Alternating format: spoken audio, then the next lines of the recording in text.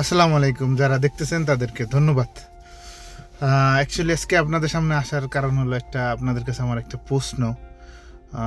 প্রশ্নটা হলো, আগে বিস্তারিত আমি বলি, তারপর আপনারা বুঝবেন। আমরা প্রবাসী, যারা দেশের বাইরে থাকি, প্রবাসী বলে যেটারে, তো আমরা প্রবাসীরা মাসে কেউ লাখ টাকার উপরেও ইনকাম করে। তো তাদের এত টাকা ইনকামের পরও সংসার চালানো আমরা সবাই হিমশিম খেয়ে যাই। এন্ড অফ দ্য মাস দেখা যায় আমাদের পকেটে টাকা নেই। কিন্তু আমার মেন প্রশ্নটা যেই জায়গায়, আমাদের দেশে কিছু ছেলে পেলে, কিছু যুবক আছে যাদের কোনো কাজ নেই, তারা একটা মোটর সাইকেল নিয়ে আমার এই নেতা ওই নেতার পিছনে দৌড়ায় বেড়াচ্ছে।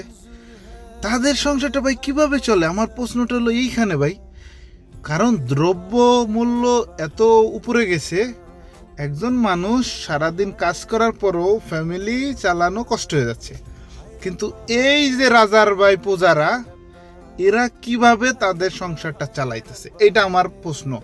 আর এই সমস্ত মানুষ যতদিন দেশে থাকবে, বেকার রাজনীতি, আমার ভাই এই ভাই সেই ভাই করবে, ততদিন দেশে চুরি বাটপারি কিংবা টেন্ডারবাজি কিংবা চাঁদাবাজি যেটাই বলেন, এইগুলো জীবনও মানে নির্মূল করা সম্ভব না।